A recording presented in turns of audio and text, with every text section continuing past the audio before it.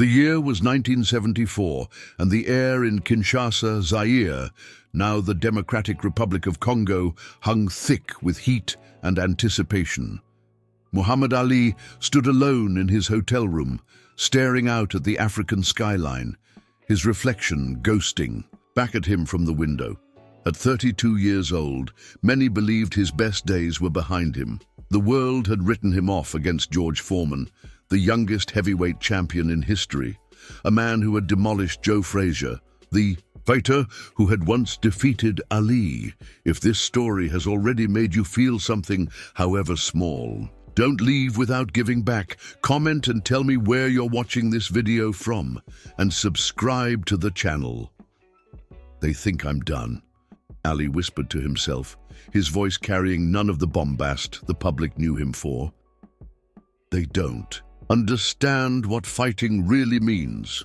His trainer, Angelo Dundee, entered the room, carrying the weight of concern on his weathered face. "You good, champ?" he asked, knowing that the answer would never be anything but affirmative. "I'm always good, Angie," Ali replied, turning from the window. "But Foreman isn't just strong. He's young. He's hungry." Dundee nodded, the honesty between them as valuable as any strategy. "And you're Muhammad Ali." The city outside pulsed with energy. For the locals, this wasn't just a boxing match, it was the Rumble in the Jungle, a sporting spectacle unprecedented in Africa, brought by promoter Don King and financed by President Mobutu Sese Seko. Posters of Ali covered the streets, his charisma transcending language barriers, his story of refusing military induction and losing 3 prime years of his career resonating with people who understood struggle. That evening, Ali walked through the markets of Kinshasa, surrounded by crowds chanting, "Ali Bomaye! Ali, kill him!" in Lingala. Children ran alongside him, imitating his footwork. An elderly man gripped his hand and spoke rapidly in French, which Ali's assistant translated. "He says you fight for all of us who were told we could not win." Ali's eyes softened. This was more than boxing. This was about defying expectations, about standing up when the world wanted you on your knees. As night fell over the Congo River, Ali returned to his training quarters, the burden of representing so much to so many somehow lightening his step rather than weighing him down. At dawn, Ali ran along dusty roads, locals joining him, their bare feet keeping pace with his expensive running shoes.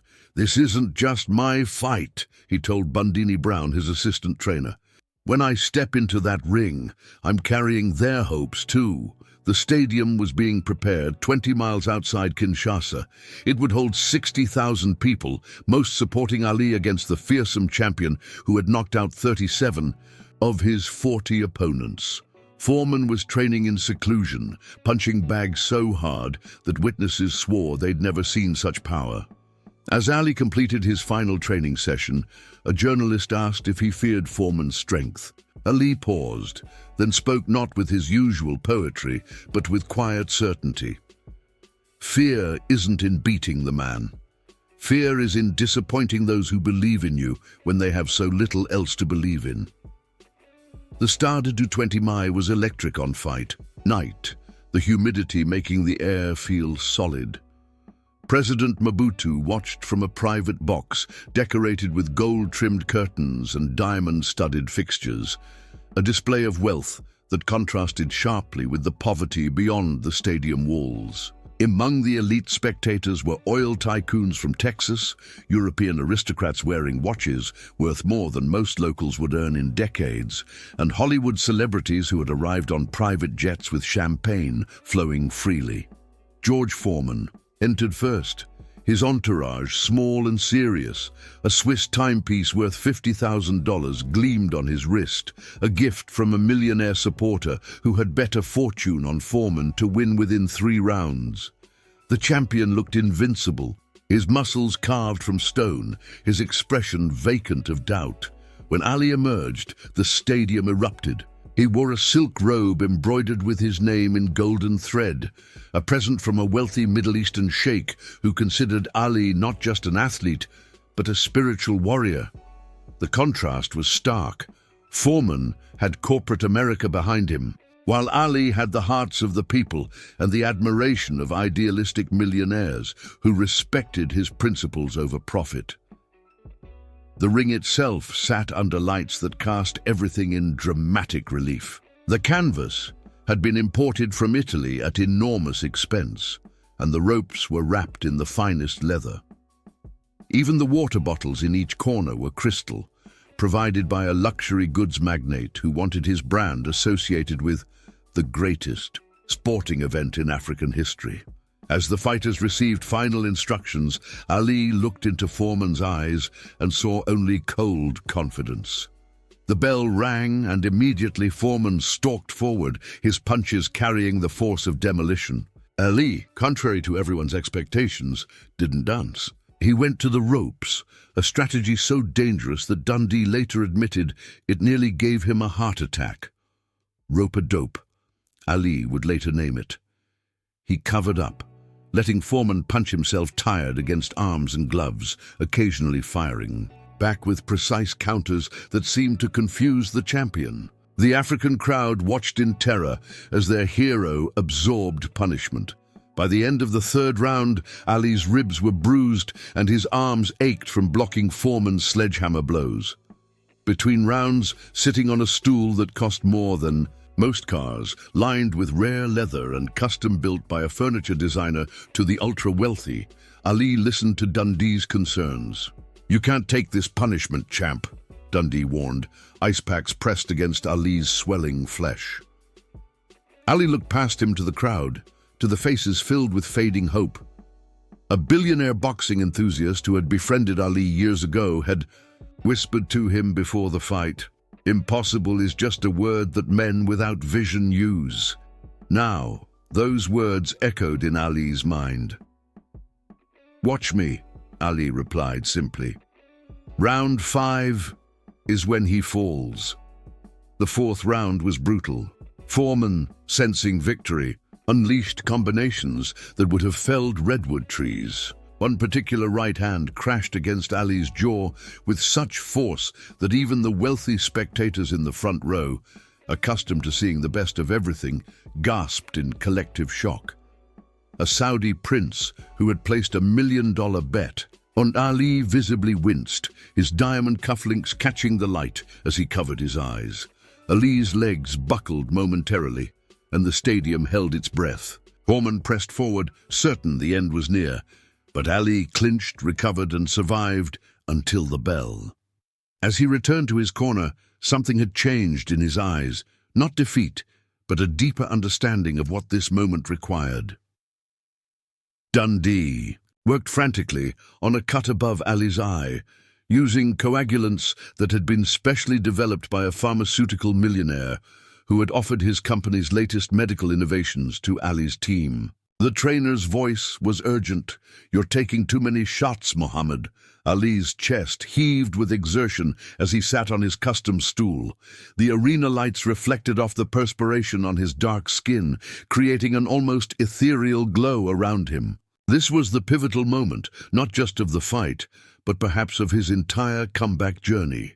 The crowd noise faded into a distant hum as Ali found clarity amidst chaos. "Angelo," Ali said, his voice surprisingly calm. "I know something, Foreman." "Doesn't know." Dundee paused, the cutman beside him freezing mid-motion. "What's that, champ?" Dundee asked. Ali looked out at the Zairian crowd, at the wealthy elite and the local people who had sacrificed so much to attend, at the world watching via satellite, through a broadcast system that had cost millions to set up in this remote location. "This isn't about strength," Ali said. "It's about heart, and his heart is emptying while mine is filling up." The simplicity of the statement belied its depth. Bundini Brown nodded slowly, understanding washing over his face. This wasn't just right strategy. This was Ali's philosophy of life, distilled into a single insight. The bell for round 5 rang, and Ali rose with renewed purpose. As they met in center ring, Foreman charged again, but something subtle had shifted. Ali began talking to him between exchanges, low words that television microphones couldn't capture, but that clearly affected the champion. "Is that all you got, George?" Ali taunted, as he slipped a thunderous hook. "You hit like they said, but you're getting tired, and I'm still here." Foreman's expression flickered with the first trace of doubt. His punches, while still powerful, had lost their mathematical precision. Ali started connecting with right leads, a punch-boxing orthodoxy said was suicidal against a puncher like Foreman. But they landed clean, snapping Foreman's head back, creating gasps from the luxury boxes where platinum-draped socialites watched in amazement. By round 7, Foreman was visibly exhausted, his legendary power diminished by fatigue and confusion. Ali, who had seemed hurt and in danger just rounds earlier, now looked rejuvenated. He began to dance, just a little, his feet moving with some of the old speed that had defined his earlier career. The 8th round began with Foreman summoning his remaining strength for one final assault. He cornered Ali, throwing everything. He had left. For a moment it seemed the tide might turn back. A tech billionaire who had wagered $3 million on Ali clutched the platinum railing of his VIP section, his knuckles white with tension. But Ali weathered the storm, and then, with the precision of a surgeon using a scalpel worth thousands, he unleashed a combination that began with a left hook and ended with a straight right hand that seemed to travel only 6 inches, but carried with it the force of Ali's entire journey, the stripped title, the exile years, the comeback, the defeats, and the unquenchable belief in himself when others had lost faith. Foreman spun, his eyes vacant, and crashed to the canvas like a redwood, finally succumbing to the impossible. The referee counted as the stadium erupted into pandemonium. Diamond-adorned hands applauded alongside calloused ones. When the count reached 10, history had been rewritten. "Muhammad Ali has shocked the world," the announcer screamed into microphones that carried his voice to millions globally via satellite technology that had cost a fortune to implement in 1974, Zaire. Ali stood in the center of the ring, arms raised, his face bearing the marks of battle, but his spirit unbowed. He had absorbed Foreman's greatest weapons and remained standing, not through superior strength, but through strategy, will, and the deep understanding that true victory often requires absorbing punishment before deliverance.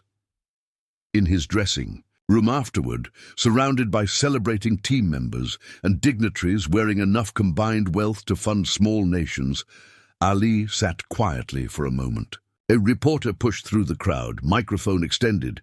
"Champ, you were hurt in the early rounds. Many thought you wouldn't survive Foreman's power. What made the difference?" Ali looked up, his face swollen but his eyes clear. "I told George. A secret out there," he said. "I whispered it while we were tied up. I told him that he had to beat more than a man tonight. He had to beat belief itself."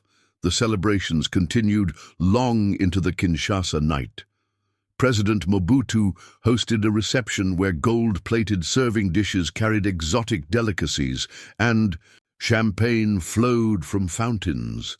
But Ali slipped away early, returning to the markets where ordinary Zairians danced and celebrated, lifting him onto their shoulders as if he were something more than human. Years later, when asked about that night, Ali would explain that the words he spoke between rounds weren't just for Foreman or even for himself. Those words were for anyone who ever faced something bigger than themselves, he said. "I needed to remind myself that the human spirit has depths that no fist can reach." The rumble in the jungle transcended sport to become legend, a moment when a man who had been broken by the system returned to prove that systems cannot contain greatness. The fight grossed millions, but its true value was in what it taught about resilience, strategy, and the power of unwavering self-belief. If you made it this far and felt every word, don't leave without subscribing. I tell these stories with my heart in my hands, to reach people like you, who feel, who get emotional, who truly live. If this touched you, give back, comment, subscribe. Come be part of this family with me until the next video.